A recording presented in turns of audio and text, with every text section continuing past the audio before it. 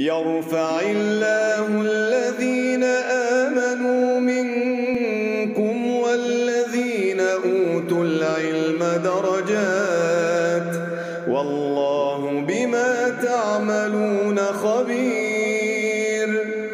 Kembali menuntut ilmu langsung dari Gurunda, Ustadz Dr. Syafiq Basalam Hafizahullah Ta'ala. Apa kabar Ustadz? Alhamdulillah bikhair. Barakallahu fiik. Alhamdulillah sehat selalu ya Ustadz. Ini Alhamdulillah. Alhamdulillah, mudah-mudahan sehat semuanya. Ya, amin, amin ya Rabbil Alamin. Dan atas nama Sisesa, izinkan saya mengucapkan jazakumullah khair atas kehadiran Ummahat di kajian Zoom. Seperti biasa, mari luruskan niat, ikhlas mata mencari ilmu karena Allah, dan persiapkan alat tulis untuk mencatat. Mohon aktifkan chat di Zoom untuk mendapat update berita dan silahkan mengirimkan pertanyaan melalui nomor WA yang tercantum di chatroom mulai sekarang. Insya Allah akan dibacakan dan didahulukan yang sesuai tema. Insya Allah tema hari ini adalah Baitul Jannah, apa arti dan maknanya, serta bagaimana kita bisa mencapainya. Tafadol maskuro Ustadz untuk memulai kajian. Barakallahu fiik. Assalamualaikum warahmatullahi wabarakatuh. Alhamdulillah alladzi bi ni'matihi tatimmus shalihat. Segala puji bagi Allah Jalla Jalaluh yang karena nikmatnya kebaikan-kebaikan menjadi sempurna. Yang karena rahmatnya niat-niat baik hamba dapat terlaksana. Allahumma salli wa sallim wa zid wa barik wa an'im ala sayyidina wa maulana Muhammadin wa ala alihi wa ashabihi ajma'in. Ya Allah, semoga salawat dan salam, berkah dan nikmat senantiasa Engkau curahkan untuk hamba kekasih-Mu, untuk baginda Nabi kita Muhammad alaihi salatu wassalam, untuk keluarga beliau, untuk istri-istri beliau, untuk putra-putri beliau, dan untuk seluruh sahabat Nabi. Semoga Allah meridai kita bersama mereka. Ahibati fillah, baiti jannati, rumahku, surgaku. Mungkin itu yang akan kita bahas pada kesempatan kali ini. Surga Allah Azza wa Jalla adalah sesuatu yang tidak terbayang keindahan, di mana dalam sebuah hadits qudsi Allah Azza wa Jalla berfirman, a'dadtu li'ibadiyas salihin. Aku telah persiapkan untuk hamba-hambaku yang saleh. Allah mengatakan a'dadtu, aku telah siapkan. Untuk siapa? Untuk hamba-hambaku yang saleh. Mala ainun ra'at, yang tidak pernah dilihat oleh mata. Wala udhunun sami'at, tidak pernah pula didengar oleh telinga. Wala khatara ala qalbi bashar, dan tidak pula pernah terbetik dalam hati manusia. Itu surga Allah Azza wa Jalla. Lalu setelah Rasulullah SAW menukil hadits qudsi tersebut, beliau mengatakan, in syi'ta atau in syi'tum, kalau kalian mau, kalian baca firman Allah di surat As-Sajdah ayat 17.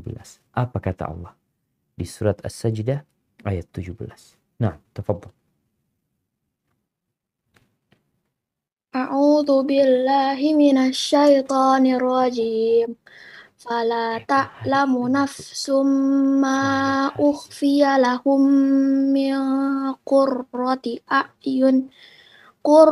a'yunin jazaa'an bima kanu ya'malun.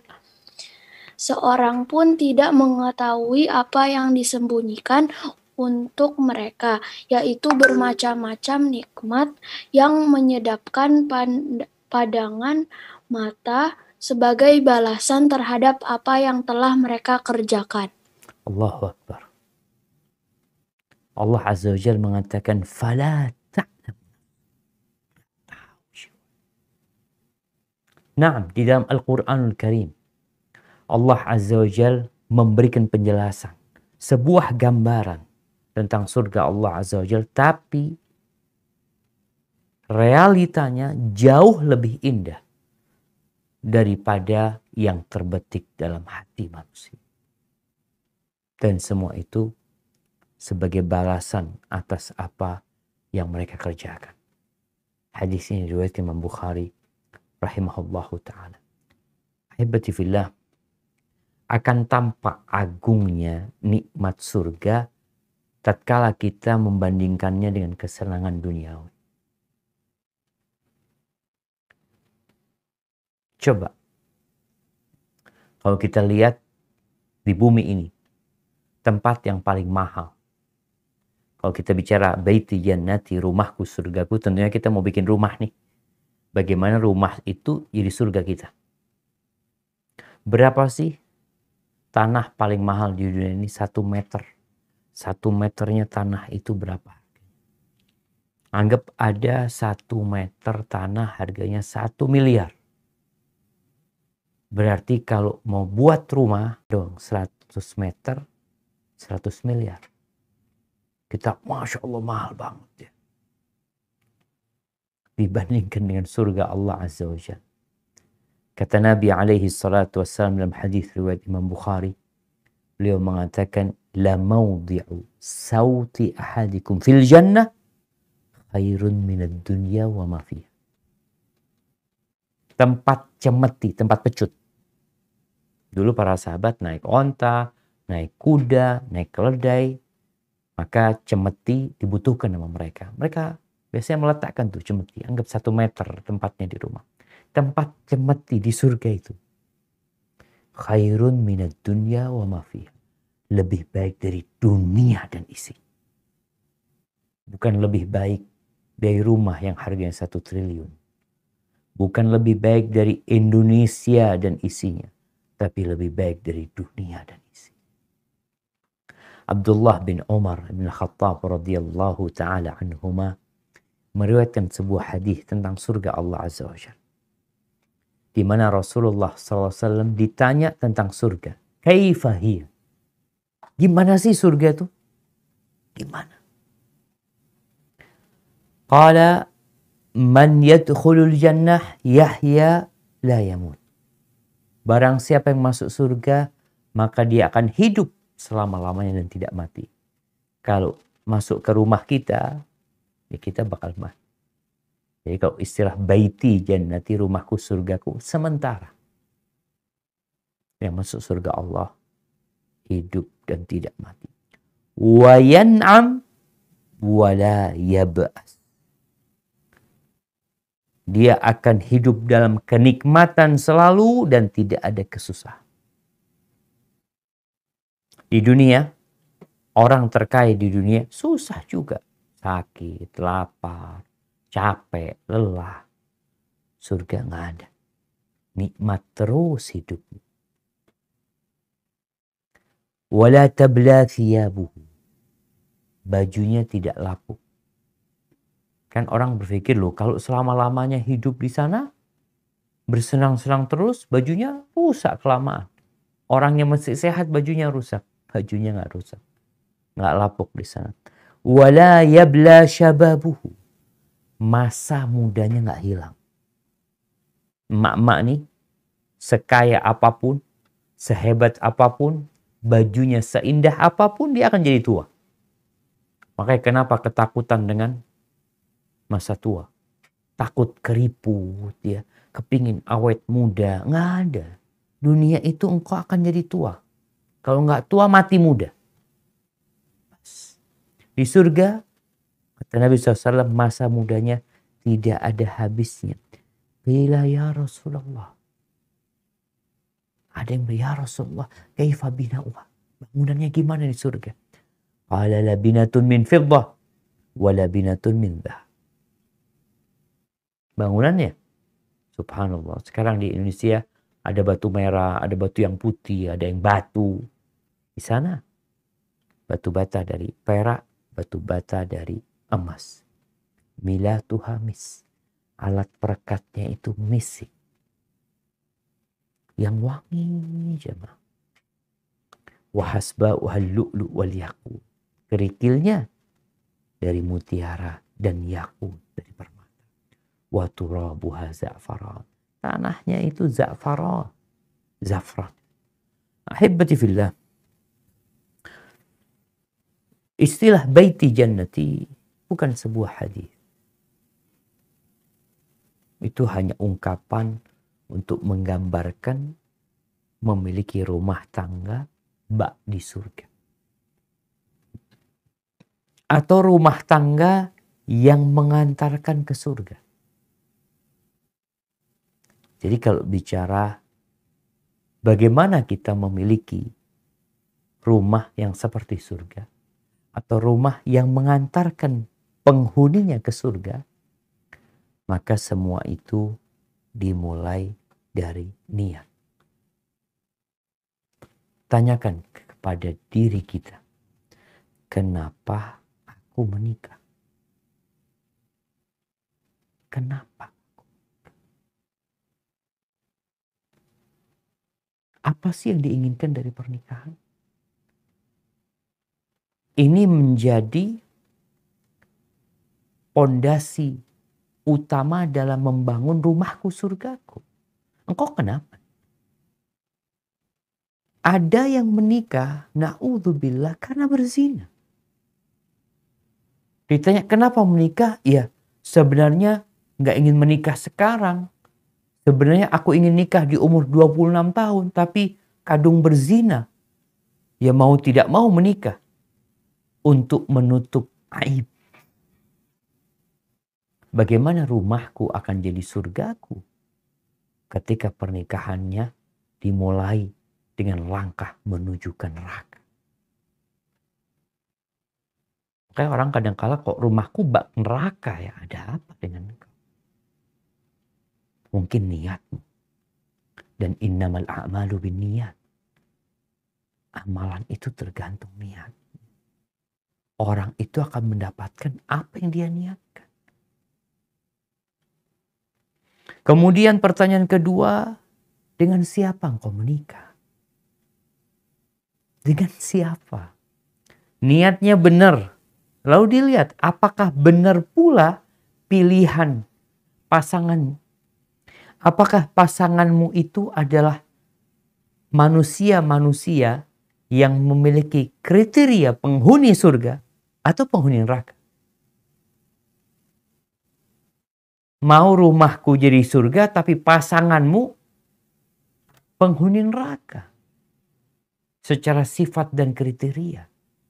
Ini kita nggak boleh memvonis orang dia penghuni neraka kecuali orang yang mati dalam kondisi kafir. Sebagaimana kita nggak boleh memvonis orang yang muslim dengan dia pasti masuk surga. Nggak, kita harapan kita dia masuk surga. Ketika dia orang yang taat dan patuh kepada Allah Azza wa Jalla. Maka ini yang akan kita bahas sekarang. Benarkah pasanganmu penghuni surga? Atau dia penghuni neraka? Engkau punya suami atau seorang suami punya istri, na'udzubillah min dzalik. Dalam hadis riwayat Imam Muslim, Rasulullah sallallahu alaihi wasallam berfirman, "Wa ahlul jannah thalath." Penghuni neraka itu 3. Kira-kira 3 nih kriterianya. Wa ahlul jannah khams. Afwan. Ahlul jannah thalath wa ahlul nar khams. Penghuni neraka 5.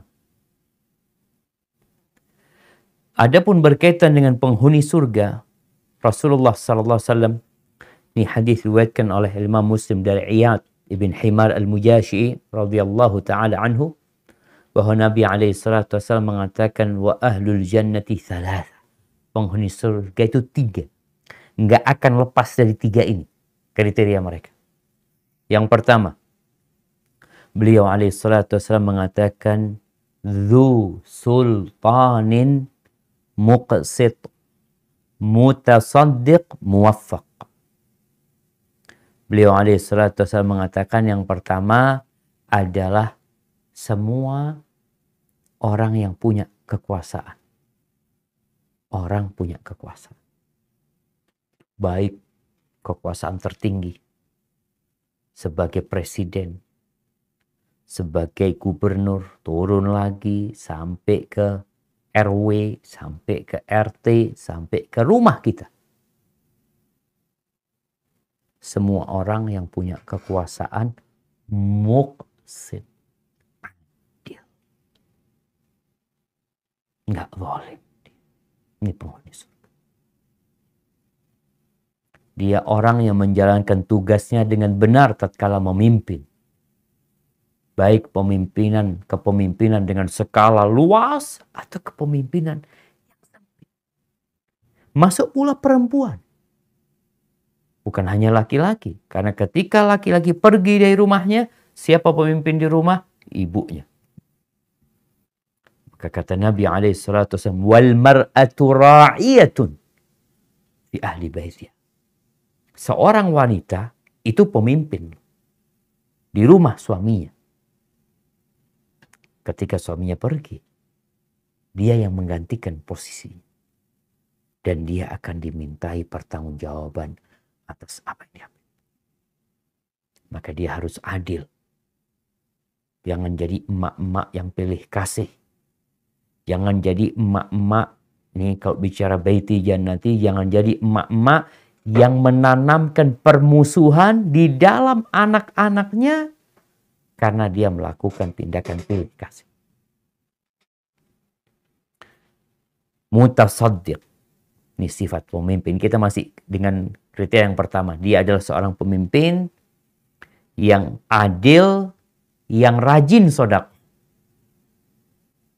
Apakah engkau termasuk yang rajin sedekah? Atau engkau orang yang bakhil? Rasulullah SAW secara khusus mengatakan kepada para wanita, sebagaimana pada pertemuan sebelumnya, kita sudah sampaikan sabda Nabi SAW kepada para wanita, tasaddaqna, bersodakahlah kalian. Aku melihat kebanyakan kalian. Ini pemimpin adil, rajin sedekah, rajin berbagi. Dia bukan rajin menimbun harta. Karena ada perempuan-perempuan yang rajin numpuk uang. Oh, dipersiapkan untuk masa depan, untuk ini, untuk itu. Nah, silahkan sebagian dipersiapkan, ditabung, sebagian disedekahkan. Muwaffaq, dia mendapatkan taufik. Yaitu orang yang memimpin tidak semaunya sendiri, tapi mengikuti aturan yang telah ditetapkan. Ini kriteria pertama. Kalau ternyata engkau tidak memiliki kriteria itu, mungkin engkau masuk golongan kedua. Kriteria kedua, warajulun rahimun raqiqul qalbi likulli dhi qurba wa muslim. Yang kedua adalah seorang yang pengasih, lembut hatinya. Pengasih, lembut hatinya untuk setiap kerabatnya dan untuk setiap muslim. Hatinya tidak penuh kedengkian. Hatinya tidak dipenuhi dengan iri. Subhanallah. Dia bahkan peduli sama orang lain. Ada simpati di hatinya kepada setiap kerabatnya. Kepada tetangganya, kepada setiap muslim. Jadi penghuni surga itu pengasih. Maka di rumah kita harus ada kasih sayang. Bagaimana Nabi SAW, beliau mengatakan kepada Aisyah radhiyallahu ta'ala anha tentang kasih sayang ini. Maka rifqu fi syai'in illa zana. Tidaklah kelembutan berada dalam sesuatu melainkan akan menghiasinya. Wa ma nuzi'a min syai'in illa syan. Tapi kalau udah dicabut, maka jadi rusak. Jadi hiasan di dinding rumah kita itu seharusnya kelembutan dan kasih sayang. bukan hiasan-hiasan kristal yang kalau jatuh dia akan pecah. Bukan wallpaper dengan warna emas yang membuat orang di dalamnya serasa di dalam surga. Enggak. Berapa banyak orang yang kalau melihat isi rumahnya, orang kaya raya, orang yang bahagia, tapi ternyata rumah dia neraka. Dan apa? Yang di rumah bukan calon penghuni surga. Yang ada di rumah adalah calon penghuni. Orang yang kasar. Maka jadilah orang yang lembut. Dalam hadis riwayat Tabrani, Rasulullah SAW mengatakan, "Ala ukhbirukum binisaikum min ahlil jannah?" Kalian mau nggak aku kasih tahu istri-istri kalian yang calon penghuni surga? Nih mak-mak, coba dilihat. Seperti apa sifatnya? Beliau alaihi salatu wasallam mengatakan, al-wadud,